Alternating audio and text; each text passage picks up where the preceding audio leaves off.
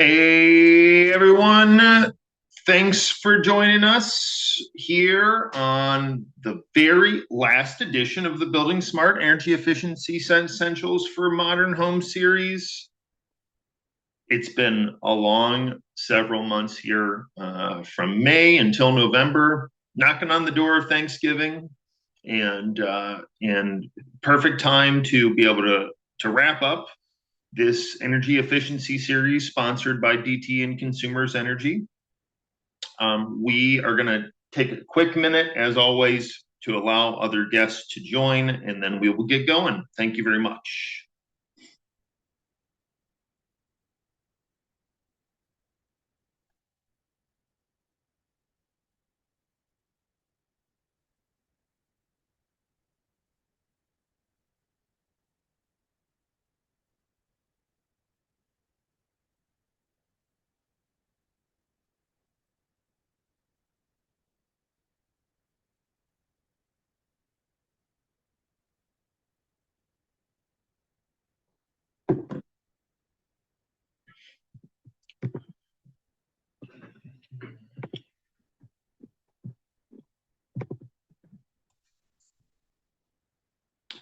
All righty. All right. So, again, the final edition of this series. And it's been a lot of fun teaching everybody here about the whole world of above code programs and kind of building science best practices, why we do the work we do, how we do the work we do, and what are some of the opportunities for going above sort of the minimum when it comes to energy efficient homes in the state of Michigan. And so final edition here is kind of a recap. We decided to put together some kind of like the hits, the big questions that energy raters and their builders and code officials tend to have about energy efficient homes and some of the programs we work in. So feel free, please. This is like anybody ask any question you ever wanted, and we got plenty of time for it. But we're just going to go through some things that we put together in terms of some of these frequently asked questions about the big ticket programs that we work in as an industry. So I thank you all very much for having me. Chris McTaggart, President of Building Efficiency Resources. To my friends and colleagues at DT and Consumers Energy for sponsoring this, to ICF, the program implementer for the New Homes program, and to the Midwest Energy Efficiency Alliance, MIA, for bringing me aboard. This has been a lot of fun. I've said it here multiple times, so I'll say it one more time. I'm a big Michigan guy. I love Michigan. I'm from here. This is my home state, and we have a very unique culture and climate and environment, and energy efficiency is part of our future. And the more that we get to know and the more we can implement it, the better we're going to be. The quality of our water, the quality of our food, the quality of our air, and having more stable energy prices for people who live here in the state. So we're just going to keep rolling here for this final session. So some questions that come up about how does this whole thing work? How does the whole HERS industry work? It is kind of confusing if you're not otherwise a part of it. And so, first of all, it's important to understand that ResNet, the Residential Energy Services Network, is a nonprofit, non-governmental entity. So they are not like a government bureaucracy, nor do they receive much in the way of like grants from the government. They're not like other nonprofits in the energy efficiency space that are sort of advocacy organizations, or sort of program implementation, design, research type of organizations. Organizations like MIA or organizations like the Institute for Market Transformation or the Consortium of Energy Efficiency, um, or the ACEEE. That's not really what ResNet is. ResNet is a nonprofit governance body that its primary task is that it writes standards for how energy ratings shall be conducted, which includes how homes shall be modeled and compared to standardized reference designs, how certain building testing approaches shall occur.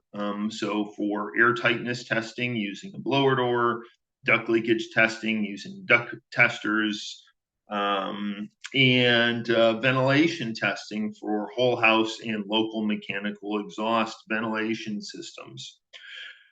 So ResNet does certify, well, yeah, they have an accreditation process for what's called providers. So BER, for example, is a rating QA provider. And we are accredited by ResNet to oversee the implementation of the ResNet HERS system through our network of certified raters and their subordinate professionals. And so basically part of being a QA provider is that we agree to perform quality assurance oversight of the work that's done by raters to make sure that they're conforming to ResNet's minimum standards of expectations for ratings.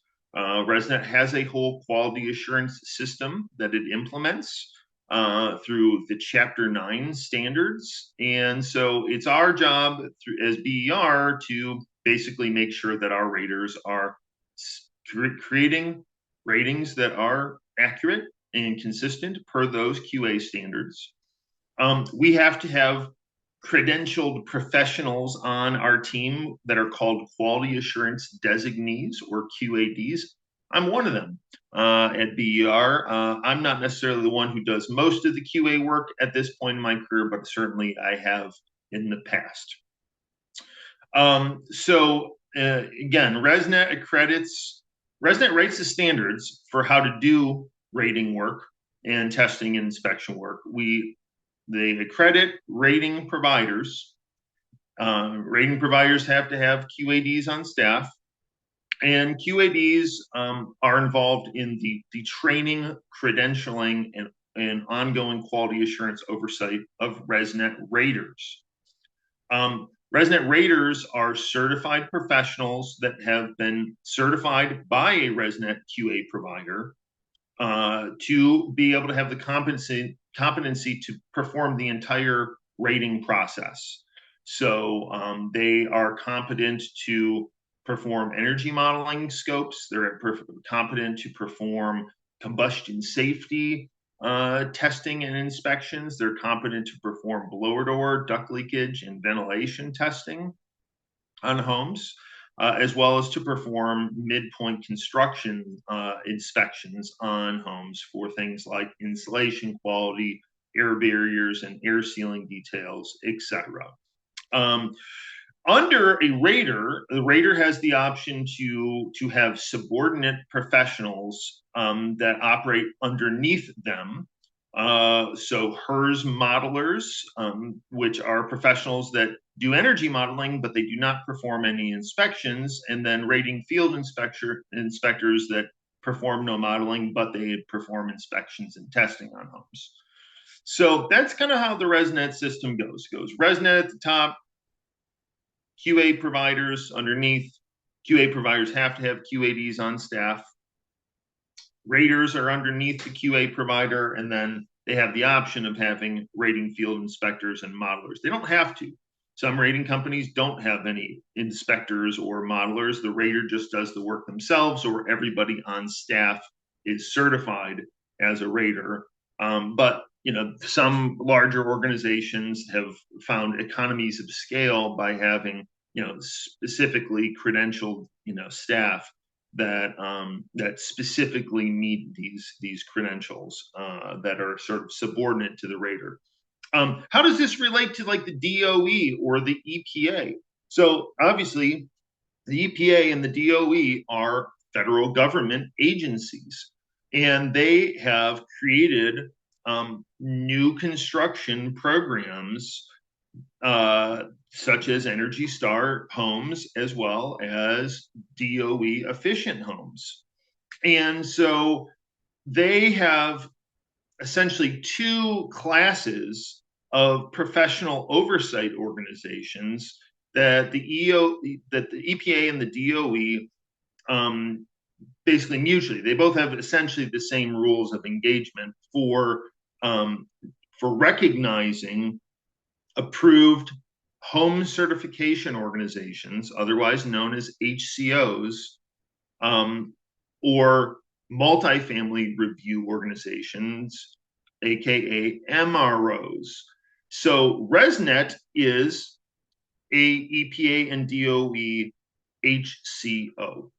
So as a result, ResNet is able to implement the residential single-family homes programs for EPA and DOE.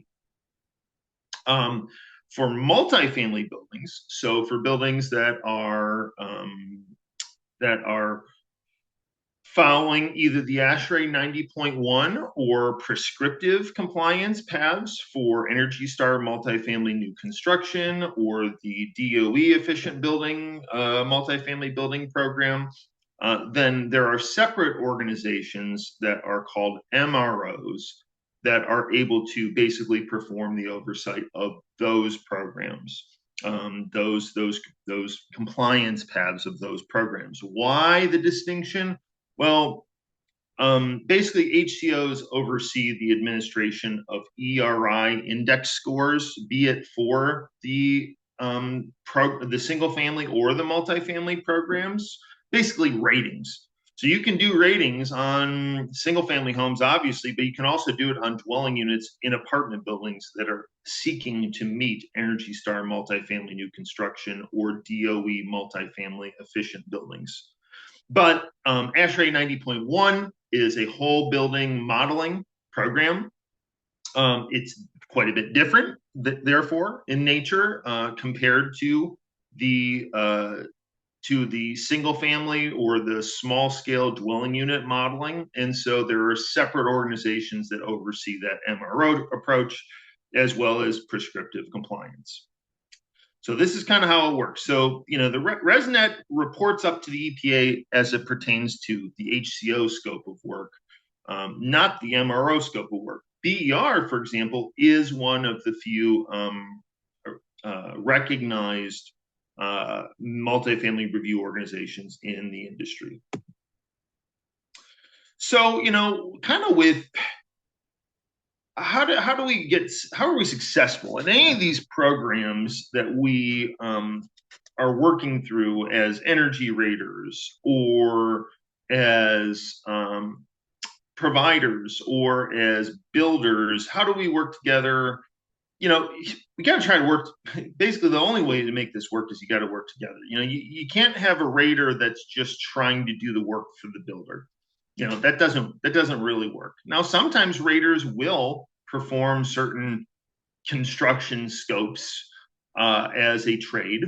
Some raters, for example, are insulators. Some raters are air sealing contractors. Some raters are HVAC contractors, and there's nothing that prevents that necessarily. There is what's called a disclosure to disclose the interest in the project.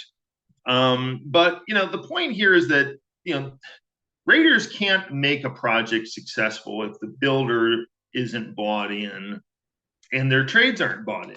Really, we need everybody working together because I've been in this situation before where I'm the rater saying, sorry, builder, you're not going to pass Energy Star because your ducts leak too much.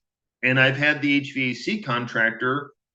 I've had both sets of circumstances. I've had an extremely proactive HVAC contractor who understood the importance of the work and wanted to collaborate with me to make sure that it all was executed appropriately. Or alternatively, I've had situations where those trades kind of fight it. HVAC contractors say, I've been doing this for 30 years and you're not going to tell me how to install ductwork. That's fine. You're right. I'm not going to tell you how to do it. But what I'm going to say is if you do not pass this duct leakage test, then you're not going to be able to be the builder will not be able to be Energy Star, and therefore they may miss out on certain incentives. And it's a tricky thing for raters. We are obligated to be professionals that are impartial. We can't put our thumb on the scale to help a builder pass, even though, trust me, there's a lot of times we would like to. We would love to be able to help the builder get where they want to go, either with labeling a home so they can sell it as an above code program home, or they want to earn an incentive. Trust me, raters have the motivation to serve their customer and they want them to be successful, but we can't do it for them. So you need the buy-in from all parties in order to really make things successful. I'd say when it comes to working in these bigger programs like Energy Star or the DOE program, everybody's got to know their role. So everybody has a role to play. The design, meaning the architectural design, the plans and specifications, they can have a big impact on whether or not the project is going to be successful. And I'll say it's tricky because as a rater, we're generally not architects or engineers.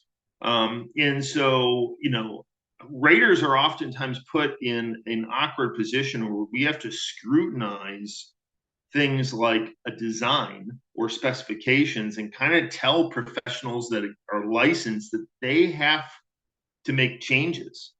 And that's an awkward conversation. And again, people who aren't used to working in these kinds of programs, understandably, they don't necessarily love the idea that you've got this rater professional that's telling them how to do their job. I get it. I really do. But it's part of the process. We have to take those plans and specifications and we have to model the home. And the home is modeled, has to pass, in the modeling. And so, I've heard it before. Well, this needs code. It's like, well, yeah, but we're not working on code. We're working on above code programs. And so what you do for code compliance is not necessarily going to help you for programmatic compliance. HVAC design, very tricky thing for raters to engage with because sometimes raters may be the HVAC design credentialed professional, but not always. In fact, I would say not typically. Most typically, it's a different firm that is performing HVAC design. And as a result, sometimes we're in a position where we have to scrutinize these things, and it's kind of uncomfortable. Builders, some of them, I'd say, here's the reality. My experience with working with home builders and contractors overall is that they really just want to know what they have to do and they want to understand why. Even if they're not familiar with the programs or the specific requirements, I've met very few builders and contractors that just thumb their nose at all this efficiency stuff and say it's dumb and that they aren't going to do it. Never. I've been there before where I've met those types of characters, but I'll say that is rare. And it's not just because I'm typically working with green builders who are already bought in. It's funny enough, I've worked with green builders supposedly that are more potentially unwilling to do what I'm asking them to do than conventional builders that don't necessarily have any specific, passion about energy efficiency or sustainability. So, I think I've always done best in my career when I'm direct in that I try to explain what we're doing and why we're doing it. And I tend to get better buy-in that way than if number one, if I come off like I'm a cop, I'm the energy police, here to tell you that you failed. That doesn't go over very well. But then it also doesn't go over very well if you seem like you're too willing to pass things that potentially are not where they need to be. I think that most people in life want to think that they're working with professionals. And so, working with somebody who's competent, educated, understands their role, like a rater, is really important, and for everybody involved, understand that raters have quality assurance oversight.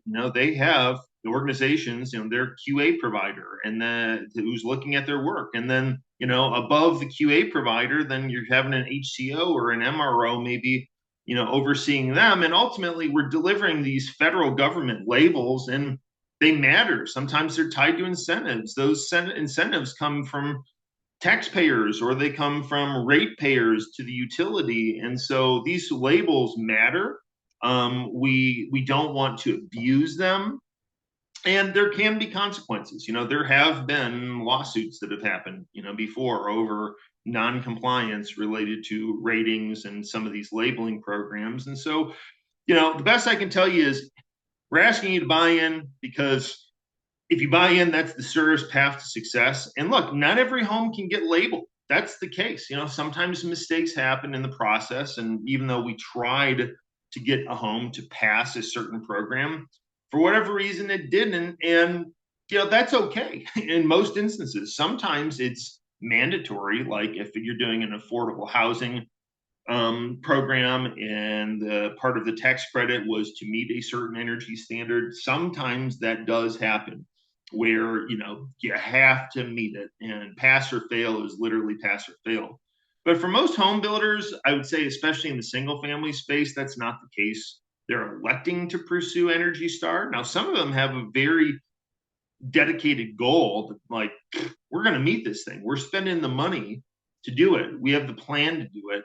We have every intention to get certified. And the only thing that would be getting in their way is sort of a lack of performance from their trades or the rater potentially. And so, again, we all got to just make sure that we're all playing together from the same playbook. And by doing that, we're going to have a better chance of success.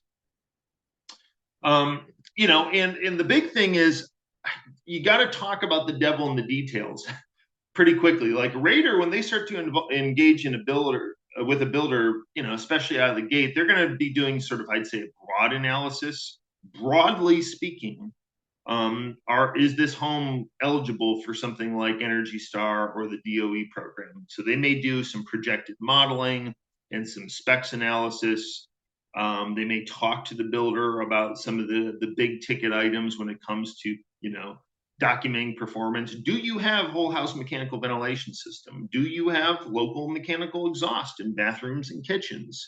How is your contractor typically designing and then installing and sealing your ductwork for your HVAC system? All these things have kind of a bigger bearing on pass or fail, but then there's all these smaller things. How are you sealing top plates going between conditioned space in the attic? Now, ask a builder that, and they'll say, "I don't know what you're talking about. What do you mean sealing top plates?" They don't really know what that means, and you have to show them. But it's technically a program compliance issue. Backing knee walls. If a builder is building with any type of cathederalized ceiling, they may very well have some type of attic knee walls, and you have to have an air barrier on the back of those knee walls. Those are a programmatic requirement for Energy Star. And in the scheme of all the things, it may seem small, but the EPA has a reason why they have some additional mandatory requirements. And so, we just all have to be aware of them. So getting in on this stuff out of the gate early on, not glossing over it, it's going to help make everybody's life a lot easier because, again, most of the time, in my experience, as long as people are educated about what their requirements are, they're more likely to do it. All right, so now we've had that rosy pep talk. Let's talk about some of the other sort of questions here. So let's first of all just say thank you again to DTE and Consumers Energy. Honestly, when I first moved back to the state of Michigan, um, the utilities barely had a new construction program. It was kind of just really getting back up and running, and it really has helped to move the needle for a lot of raters and their businesses to help engage builders more meaningfully, to give them a reason to get going with HERS ratings and to get going with programs like Energy Star.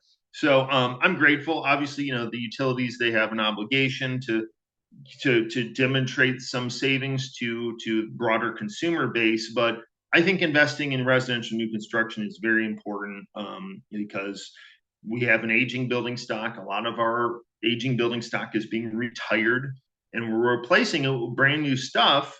And man, wouldn't it be better to get it right this time around? I do appreciate the utilities. I appreciate the implementers.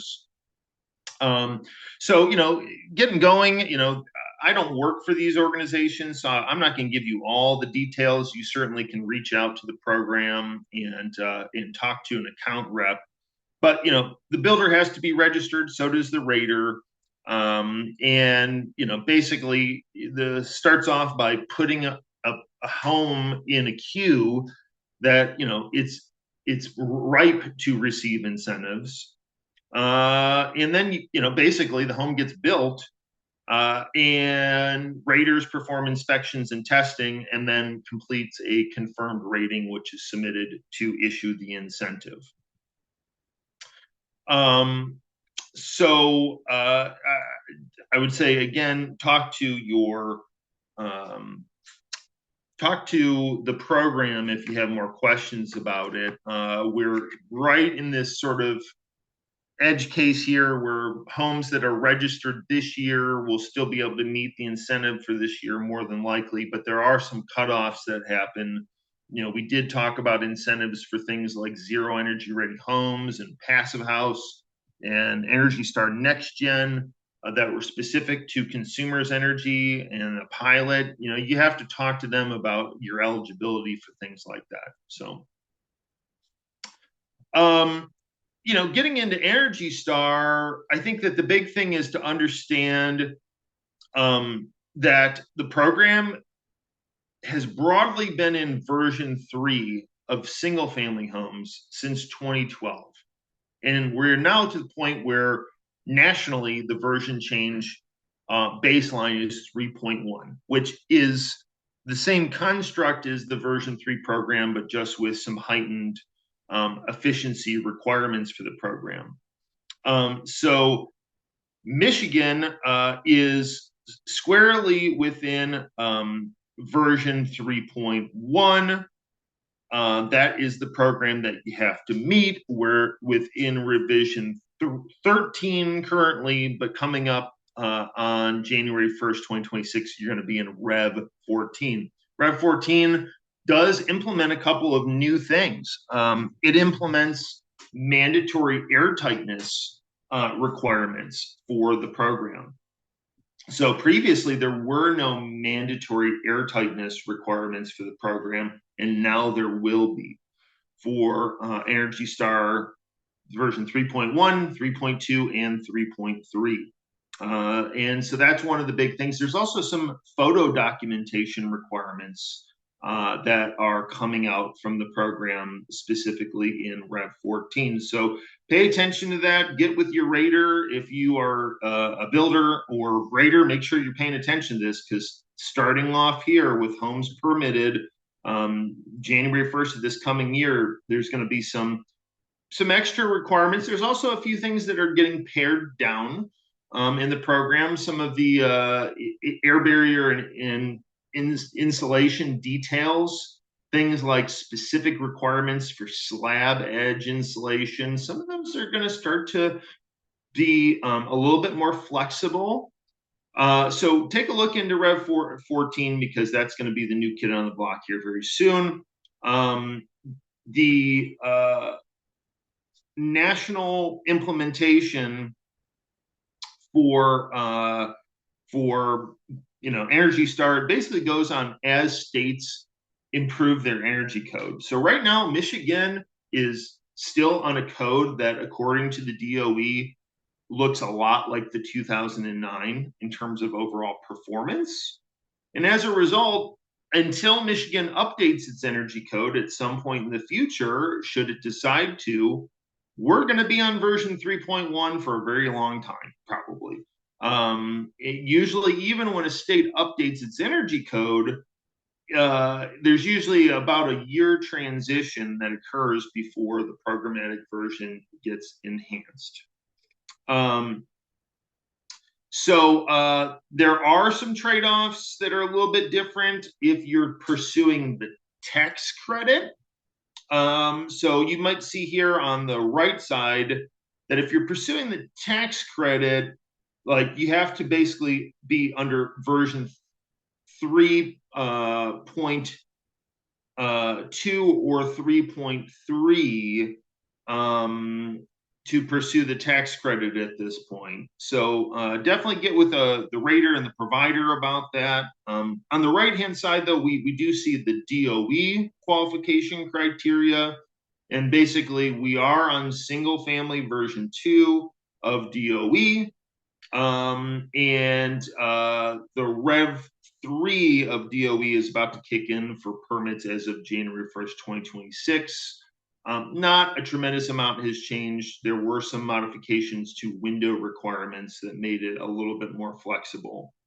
For the multifamily program, basically everything as of the beginning of this year, you had to follow the new multifamily version 2 for DOE.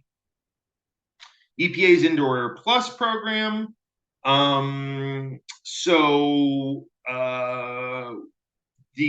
are still on version 1 of the program.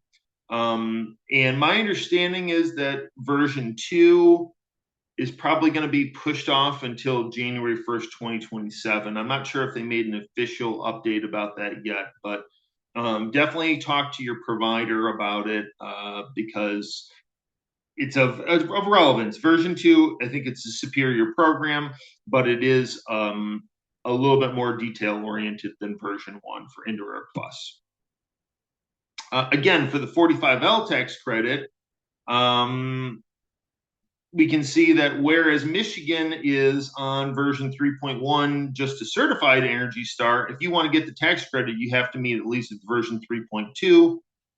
Version 3.3 is an alternative. You may say, well, why would I pursue version 3.3 instead of version 3.2? They're very similar, but there's a little bit more flexibility in the building envelope elements under version 3.3.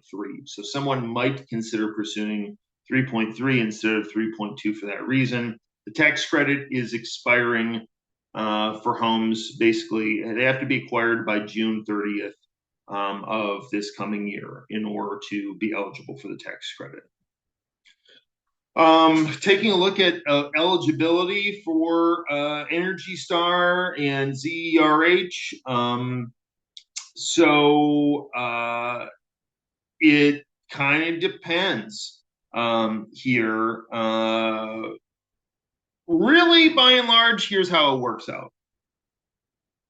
Apartment buildings, and any stacked units. So even if you have a townhouse development, let's say you've got one where, you know, there's a lower unit and then you kind of walk up a flight of stairs and then the unit is above that. Well, that's technically considered more of like an apartment building. Those would all fall under the multifamily programs for DOE and Energy Star. Whereas kind of low rise single family detached and single family attached duplexes or townhomes fall really largely under the single family program.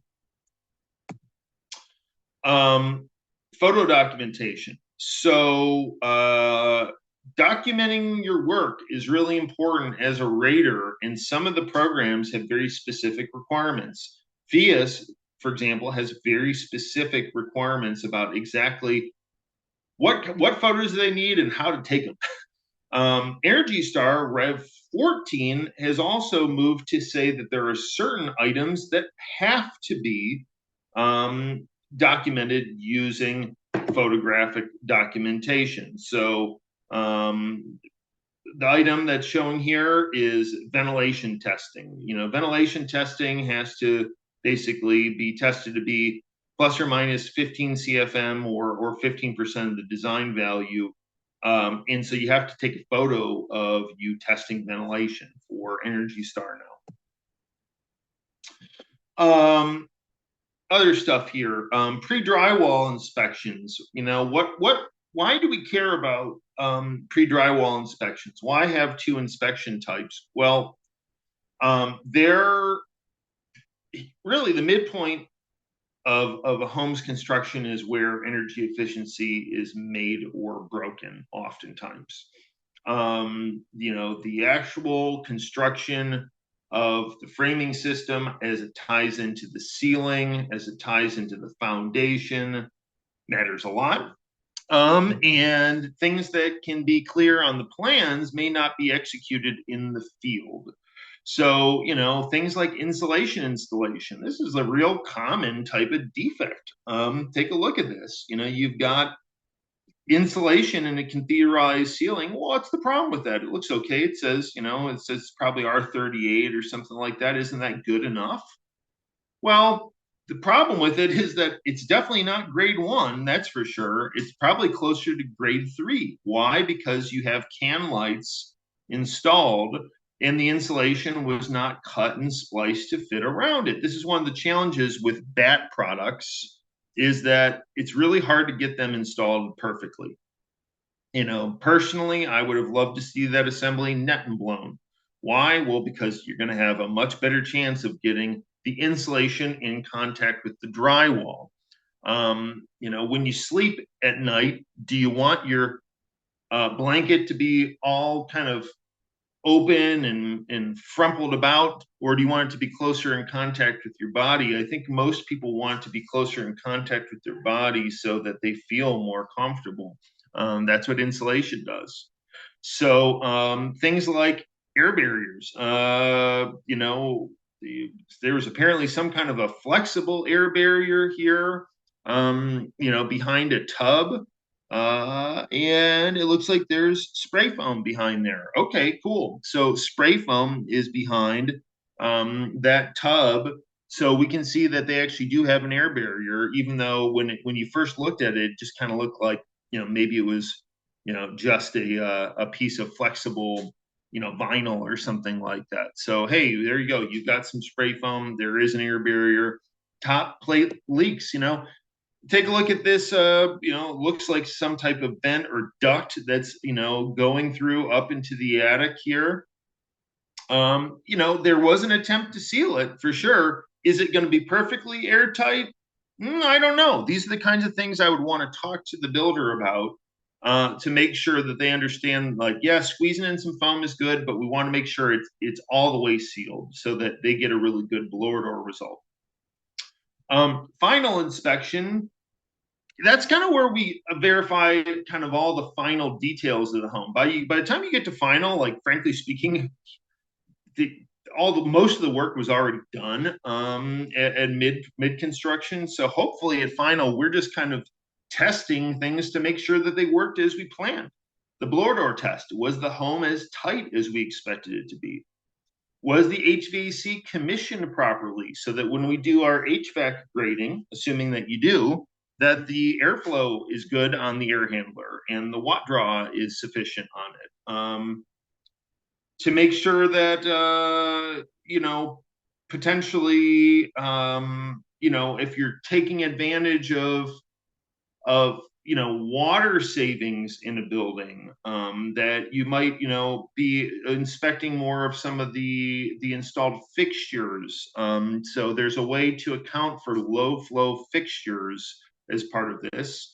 We're looking at things like, ceiling penetrations. Is that bath fan sealed around?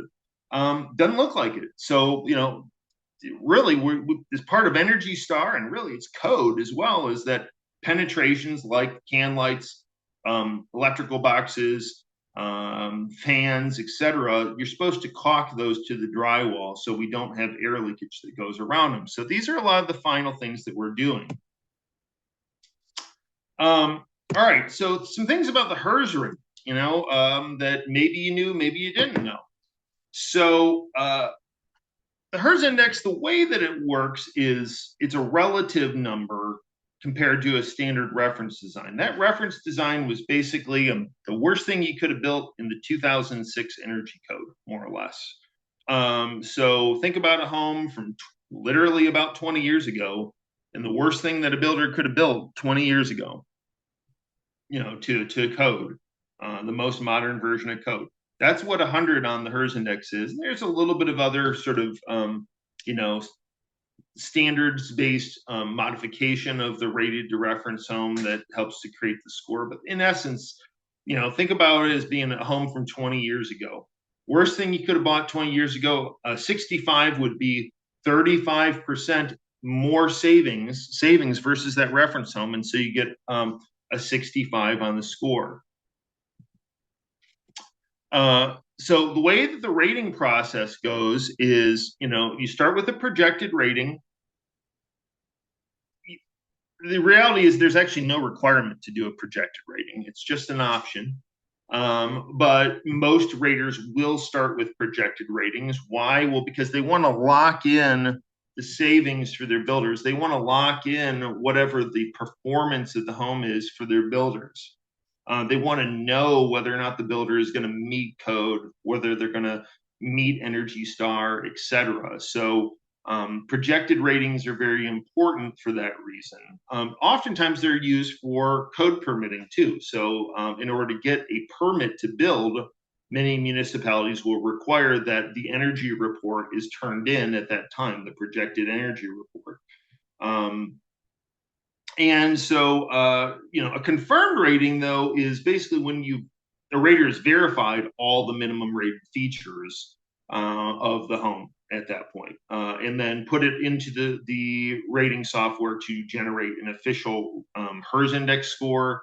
That energy model and its data goes to the ResNet registry, which basically is a container for all the rating data that helps ResNet facilitate its quality assurance process and reporting process at a higher level.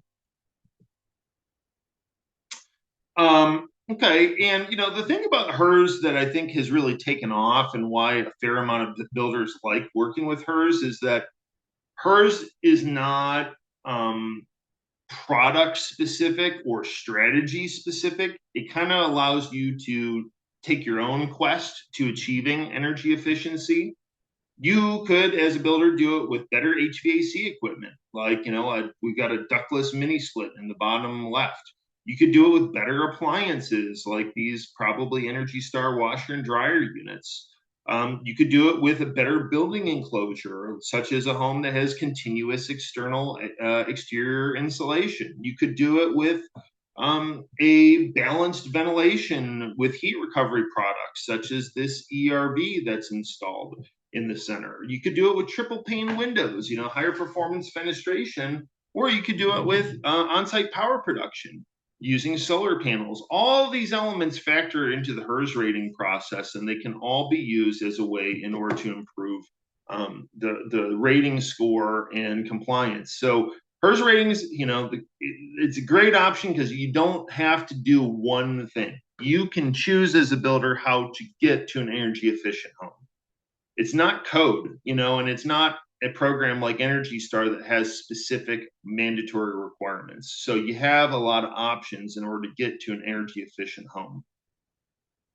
Energy Star, on the other hand, it's a voluntary program and it's trying to achieve 10 to 20% savings. It does have a lot of mandatory requirements. So yeah, you have to demonstrate with the ERI score, or potentially if you're doing multifamily, a performance methodology. But there's also actual hard requirements, like you need to have air barriers installed in certain locations. Like here's under a stairwell, potentially separating a couple of townhomes or something like that. And we can see that there's a fully aligned air barrier here to make sure that we don't have air leakage between the units that occurs at that junction. And because otherwise that's an easy thing to miss potentially. It's hard to get in there with drywall. and to do a really good job with drywall. So, they put in some other kind of an air barrier system. Making sure that ductwork is installed properly so it's not bent or crimped or kinked or crushed, and that it meets an actual design process. Energy Star has a lot of specific criteria when it comes to how to construct the home, how to meet an airtight home, how to have properly installed insulation, properly installed HVAC system, and ventilation within the home, as well as energy efficiency features such as all of those elements combined basically in order to demonstrate 10 to 15% savings versus the Energy Star reference design. We've talked about single family versus multifamily. I'm not going to beat a dead horse here, but the big thing to understand is that you may have certain instances where a project seems perfect for single family, but then there's something about it that kind of makes it a little bit trickier and you have to meet multifamily. So, for example, there's a development in the city of Detroit that I'm a part of. It's a gang of townhomes, but then on the end units, they've got stacked apartments. So there's a bottom floor unit and then a top floor unit. Otherwise, they're all 2-story townhomes. So normally, that would mean that this development is all townhomes and all under the single family program. But because it's a mixture, then actually the apartments have to meet multifamily new construction, but the townhomes have to meet the single family specification. So it gets a little bit tricky. I'll also say talk to the program about any attached units. There is eligibility for some smaller townhome or duplex developments, but there are limits and the incentives tend to be decreased. The big thing with the multifamily program too is it's not just about the dwelling units. There's actually common space requirements as well. So there's a lot of other devil in the detail things, but when you get into these programs, especially when you have otherwise, by the IRC would be defined as residential projects, townhome developments, doesn't matter whether or not they're stacked or not, that would be totally acceptable by building code. They would fall as residential, but sometimes the way, particularly the EPA is wanting to make sure that we have good isolation between dwelling units, when they're stacked, so that we don't have excess air leakage between dwelling units, amongst other things. So some other things here, insulation grading. Energy Star requires grade 1 cavity insulation or grade 2 with continuous insulation. And so that is something that you got to get with your installers. I'll take that same development in that I'm just referred to in Detroit. I talked to the builder about this and I was like, what are you going to do for insulation? Well, we're doing fiberglass bats. And I encouraged them to go for something else. Why? Because it's easier to get perfect install, which is essentially what grade 1 is, with a different product. And here's the deal. I've seen grade 1 fiberglass bats. It's doable. I just know that within a production-oriented environment, it's more challenging. And so the contractor listened to what I had to say, and they ended up deciding to specify wet sprayed cellulose. And so that way, the cellulose can go in and be basically, blown against the cavity and then shaved flat so that there really isn't the same kind of defects in that insulation. So, this is just a really important thing. Obviously, grade 3 is really bad. That means that it's probably not cut to fit in the cavity. It's not spliced around wires or penetrations. But I see a lot of, in my career, what I would consider to be grade 2 insulation that is trying to be passed as grade 1. And not necessarily because of missing insulation. Usually there's very little missing insulation, but usually there's more just compression of the insulation. This is saying, for grade 2, you can only have 2% of the surface area compressed up to 15%. Well, that's hard to think about. So let's think about it this way. If we have a normal 16-inch on center wall cavity, that means that there's 14.5-inch wide cavity because the other 16 on center is wood, 3/4 of an inch on either side, basically. So you got a 14.5-inch cavity. And so how do I measure 2% of that? Well, that's kind of tricky, but let's just say that the insulation is compressed, which oftentimes with bats, if you have friction fit bats where the installer will fit them into the cavity and you'll have kind of like rounded shoulders. The bat will sort of be a little bit concave on the edges. And so let's just say there's a 1/2 inch of compression on each side of that stud cavity. So you've got basically 1 inch out of 14.5 inches that has compression.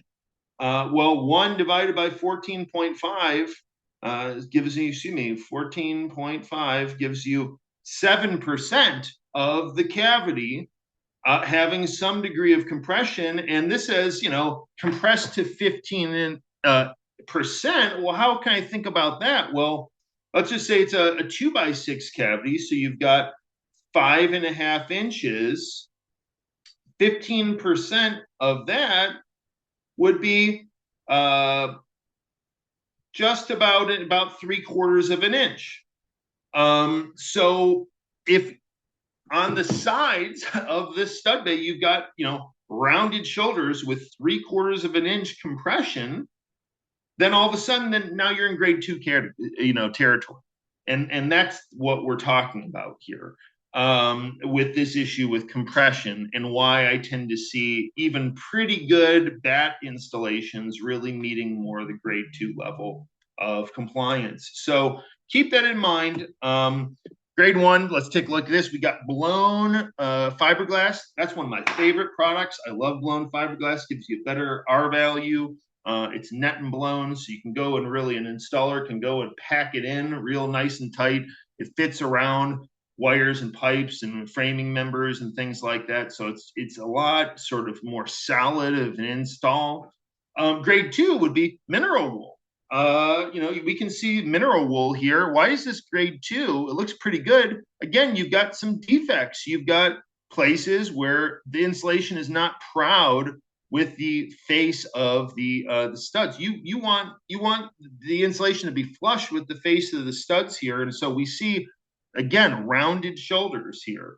And so then we've got grade 3 insulation. Why is this grade 3 in this? It looks like a stairwell here, and then maybe even a different cavity.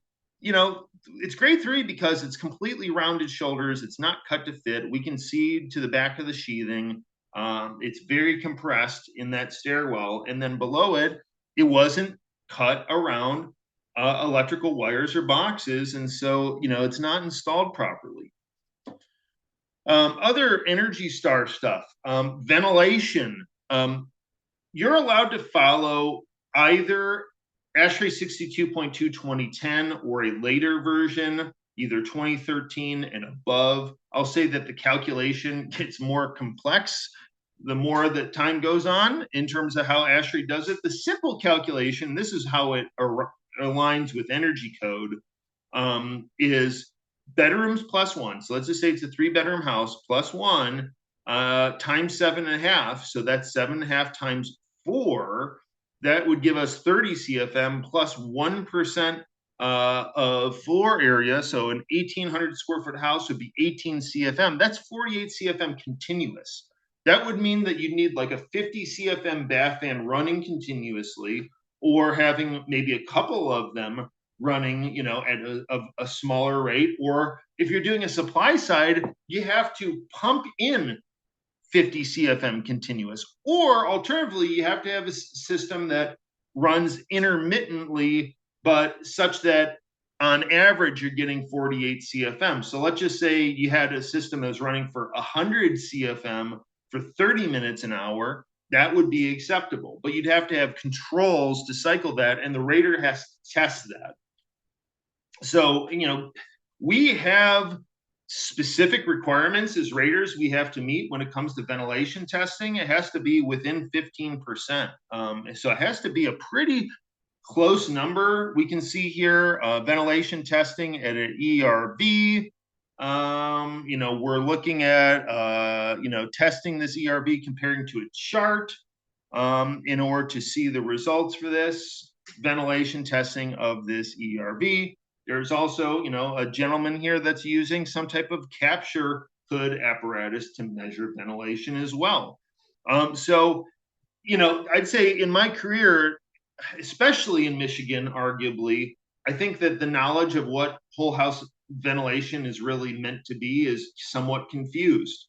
Oftentimes we have in Michigan a outside air duct that is connected to the return side of the HVAC plenum, such that whenever the HVAC system turns on, you get fresh air. Well, that's better than nothing, but it's not going to help you in the swing seasons. Today, for example, it's in the 40s. My system's running a little, but it's not running very much. I don't get very much fresh air in my house right now at this very moment because my house is insulated and reasonably tight, and so I'm not getting a lot of fresh air going in my house if I have that outside air duct connected to my return side. But if I have controls on the HVAC system to cycle that fan, then I might be able to get there. Other things here. Local mechanical exhaust requirements, those need to be met for Energy Star. Pay attention to those. Because those are easily missed. And again, ventilation controls, very important part of the whole situation. Outside air inlets as well. You have to have a certain amount of distance for fresh air inlets versus other contaminant sources. ZERH, a big thing to say is that the Efficient Homes program has taken over for branding. The program requires Indoor Air Plus and Energy Star be met. Big thing for ZERH, you got to keep ducts inside conditioned space. I've seen builders make that mistake even when they're green builders. There are alternatives. You can basically spray foam over the ducts in the attic and then bury them in insulation, and that gives you an opportunity to still meet the program requirements. So take a look with that with your rater to be able to get that alternate exemption in. You got to be solar ready too. Basically, just about almost every home has to be solar ready. You don't have to have solar installed though. So this is not net zero homes. It's zero energy ready homes, or at least was. Now it's just an efficiency program. Other things, hot water distribution. There are some hot water requirements that are more specific to zero energy ready homes, or the DOE program rather. So get with your rater on how to achieve those. Indoor Air Plus, I'd say the big thing to understand about Indoor Air Plus is that a lot of it is the energy code, building code rather, but not all of it is. Pay attention close to the radon requirements, to materials requirements, and then some of the moisture control elements and ventilation and filtration, because these are a little bit above and beyond what people are used to. When we get into the version 2 of the program here, there are some items that are called out specifically as builder requirements versus a rater is required to verify them. Version 1 of Indoor Air Plus has been essentially you could have the builder verify the whole thing. That is going away. The rater is going to be more actively involved. And I'll just say, radon is not ultra prevalent throughout the entirety of Michigan, but it does exist. Especially southern Michigan, and particularly like Washtenaw County, that's a big development area, and Jackson County, places like that, Battle Creek, Kalamazoo region. These are all places where you're in EPA radon zone 1, and we have a fair amount of zone 2 where it could be an issue. And with version 2, building in some type of radon mitigation is going to be required. So again, pay attention to this. especially down south, but in parts of the UP and parts of far northern Michigan, pay close attention here. Active systems are going to be required within zone 1, or a passive system with a test. And once we get to version 2 of Indoor Air Plus, when we get to version 2 of Indoor Air Plus, zone 2 will require a passive system or a test. So I would just go ahead and put in the passive system myself. There is a whole guidebook on how to find eligible low emissions products from the EPA as well. So please go ahead and use that, because that will very much help you specify items with low VOCs. Okay, thanks everybody. We got there all the way to the very end here. And a final message from Patrick McCafferty with ICF, just a final plug on the new home program. We have a co-branded DT and Consumers New Home Construction Program year kickoff webinar around the end of January. This kickoff goes through all the aspects of both programs, how to participate, and the subtle differences between the two. You can offer the following email address with questions about the program. That's me. He's telling me to tell you to email michigannewhomes@icf.com, and that will go directly to Patrick, and he can help to liaise, regardless if you're in DT or consumers territory. That's it, folks. I am going to be asking the program here to send you all a survey so that I can become a ICC authorized instructor. I would appreciate your feedback, please. If you're able to fill that out, because, and be honest, if you think I got work to do, no worries, but I'm trying to become an authorized instructor with the International Code Council. And so you may very well be getting a survey coming out to that end. People, I appreciate y'all. It's been a long haul here. Some of you all have been on basically every single one of these, and I really appreciate it. It's been good to have you all here, and I've enjoyed being your instructor for most of these. Thank you also to Sonia Ponce, who was also a presenter earlier on in the series. And we will look forward to catching you on your next build. Thank you, everybody. Have a great Thanksgiving.